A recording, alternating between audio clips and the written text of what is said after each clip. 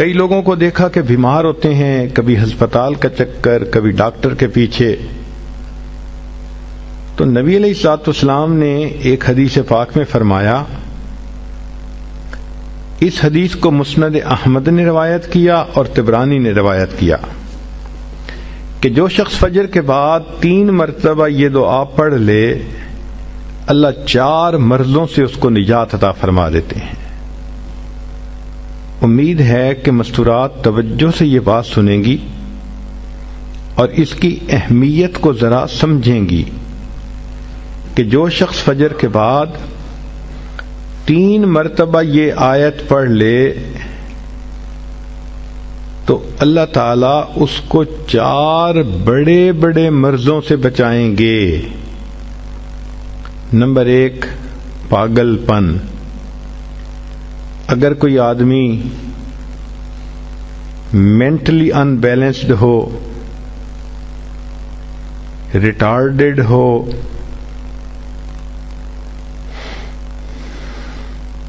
یا جس بندے کو چیزیں بھول جاتی ہوں یا چیزیں یاد نہ رہتی ہوں،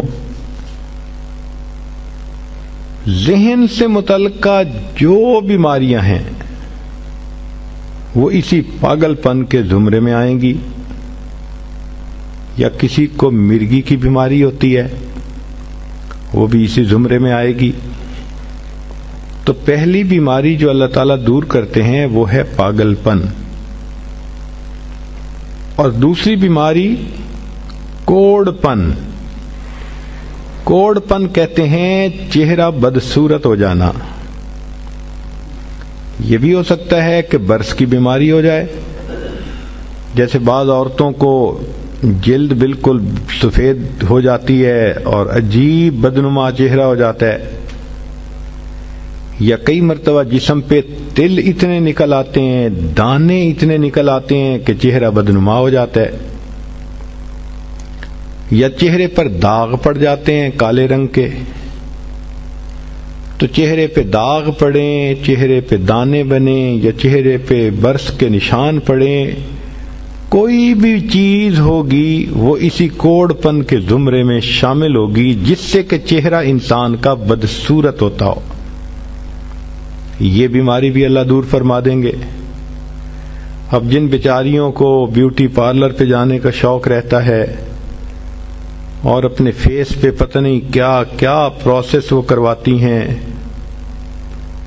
تو ان کو تو چاہیے کہ وہ اس آیت کو یا اس فکرے کو بار بار پڑھیں تاکہ اللہ تعالیٰ ان کے چہروں کی خوبصورتی دیر تک سلامت رکھیں. اور تیسری چیز ہے اندھا پن. اندھے پن سے مراد یہ کہ آنکھوں کی بینائی ہی چلی گئی، یا آنکھوں میں موتیا بند آ گیا، یا آنکھوں پہ اینک لگانی پڑ گئی.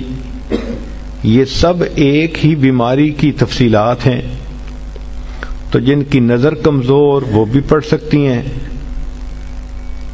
یا جن کو لینز لگانے پڑتے ہیں، کنٹیکٹ لینز سے ہی یا کوئی اور، اس مصیبت سے بھی جان چھوٹ گئی. اور جن کی بینائی چلی گئی اللہ ان کے لیے بھی آسانیاں فرما دیتے ہیں.